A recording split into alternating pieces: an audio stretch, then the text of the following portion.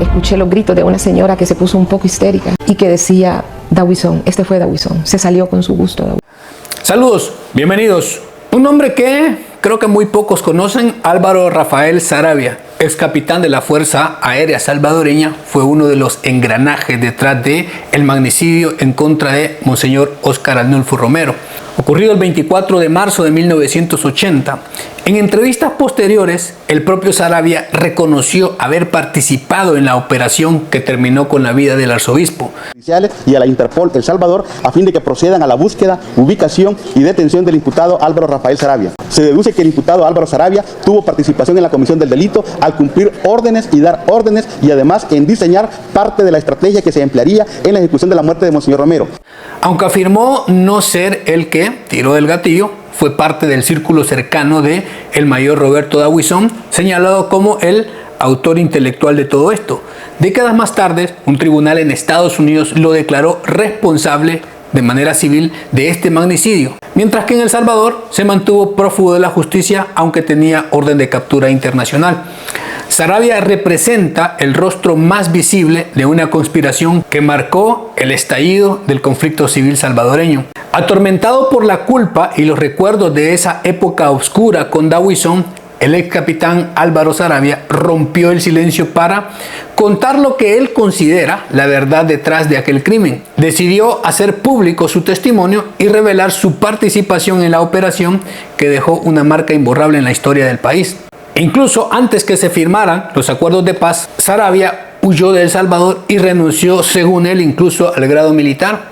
Los inicios los describió que, para el año 1979, Saravia, un militar y capitán de aviación, fue persuadido directamente por el mayor Roberto Dawison de trabajar con él en la formación de un frente anticomunista, y parece que no le fue difícil ser reclutado, ya que incluso en las filas posteriormente en el Partido Arena, uno de sus fundadores, Ricardo Valdivieso, describió a Saravia como un psicópata y que ayudó a Dawison en muchos trabajos sucios. Y por todas estas cosas, el premio fue que quedaron colocados en la jefatura de seguridad de la Asamblea cuando Roberto Dawison asumió la presidencia del órgano legislativo.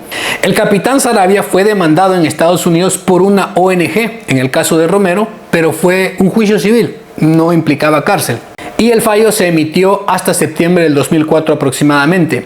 Un juez lo declaró legalmente responsable y en ese contexto le ordenó pagar $10 millones a las familiares de Monseñor Romero.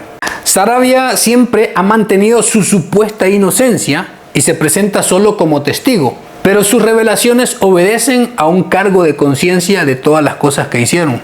Aunque no tiene reparos en culpar directamente a Dawison de múltiples crímenes horribles. Cuando ocurrieron los hechos, las autoridades en las investigaciones encontraron en una agenda, propiedad de Saravia, varias listas de armas, de teléfonos y el de un hombre llamado Andy del Caribe. Este sujeto era quien le proporcionaba armamento a Dawison de manera ilícita, y estas la usaban para todas estas operaciones, y los miembros del Frente Amplio Nacional, FAN, que era un grupo liderado por Dawison antes de fundar Arena, y obviamente eran radicales y cometían muchísimos crímenes. Desde su huida, incluso a Estados Unidos, donde intentó construir nueva vida, pero por la demanda que le pusieron tuvo que huir, no se sabe su paradero exacto. Y esto para, obviamente, evitar la prisión, que tenía que vivir huyendo toda su vida. Amado Garay, el chofer que también colaboró en el magnicidio, de igual manera vivió oculto, pero bajo la condición de testigo protegido por los Estados Unidos. Garay obtuvo estos beneficios por señalar directamente al capitán Saravia. Y dice que este grupo estaba constituido por el mayor Roberto Dawison, estoy leyendo lo que dicen estos informes, que dio la orden de Monseñor Romero. También participaron Álvaro Saravia, Eduardo Ávila, Fernando Sagrera y Mario Molina, entre otros, ¿verdad?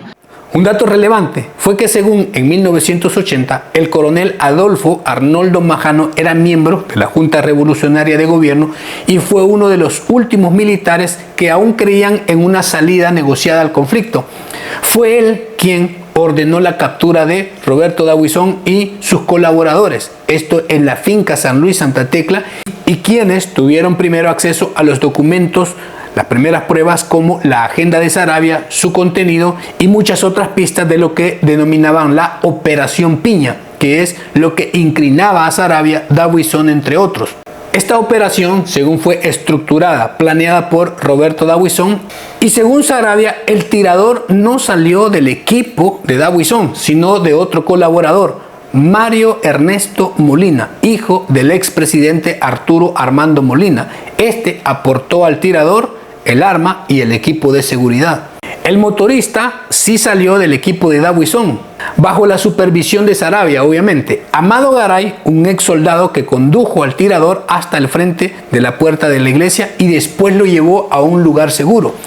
Garay hasta hoy es el único de los participantes en la operación que había dado su testimonio y por ello fue acogido por los Estados Unidos como testigo protegido. Pero nunca nadie dio el nombre directo del tirador ni detalles. Solo que era un ex guardia nacional y era un miembro del equipo de seguridad de Mario Molina. Y desde los mensajes de Romero en sus homilías, donde hacía reiterados llamados a los cuerpos de seguridad de cese a la represión y a la pérdida de vidas, el grupo clandestino de Dawison no le quitó los ojos ni la etiqueta de comunista. El 24 de marzo de 1980, el capitán Eduardo Ávila llega a la casa de reunión del grupo y despertó a Fernando Sagrera y al capitán Saravia.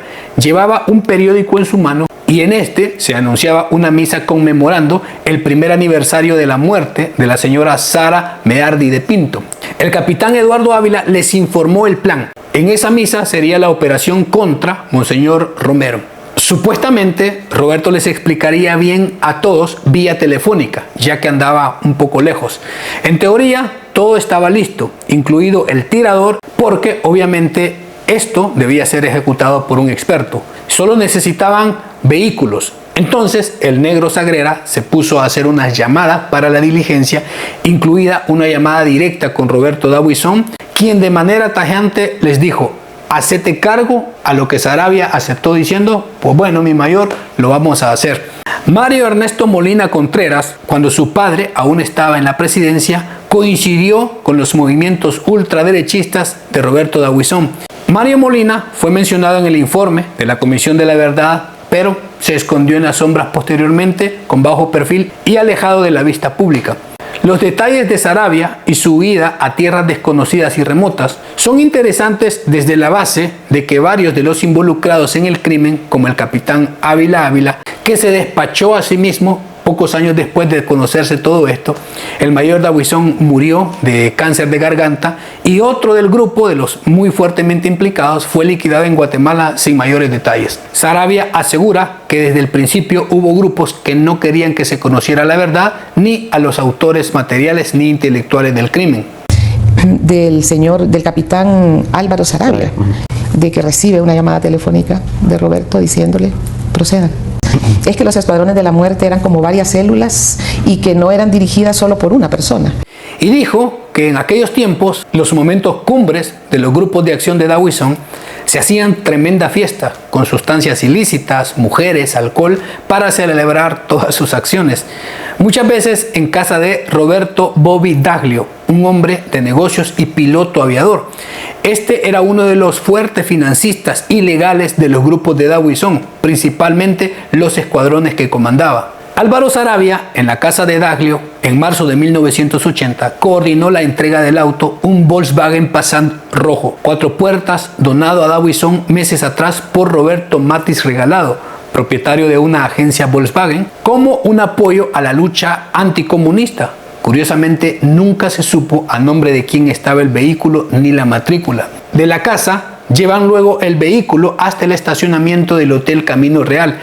En este lugar se juntaron con 5 hombres que llegaron en una camioneta blanca. Saravia dijo que él los acompañó porque ninguno de los involucrados conocía la ubicación de la capilla Hospital Divina Providencia. Al llegar, se parquearon a un costado de la entrada. Presuntamente, el resto del equipo, el de la camioneta, se desplegó y preparó para efectuar el magnicidio. El carro Volkswagen era de escape, según Saravia, en el que él estaba. Entonces, a los 5 minutos aproximadamente, se escuchó un solo tiro y fue completamente certero por un tirador experimentado.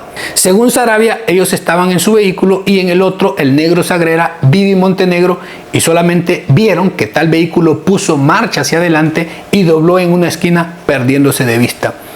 El capitán contó los hechos desde su perspectiva para exculparse de los hechos y siempre dijo que fueron solo por acompañar y quizá hasta por mera curiosidad para ir a ver, y a la vez que dijo que no vieron nada. Una excusa bastante ridícula.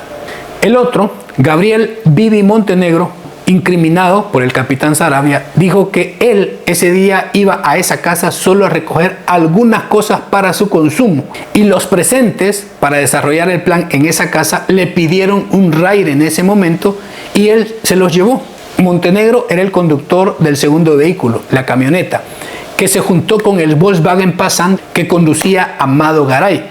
Un punto incongruente es que Montenegro aseguró que vio a un hombre alto y barbado con un rifle meterse al Volkswagen, y cuando Saravia y Sagrera regresan, el Passat arranca y se va. Luego, él y sus acompañantes deciden ir también a la Divina Providencia.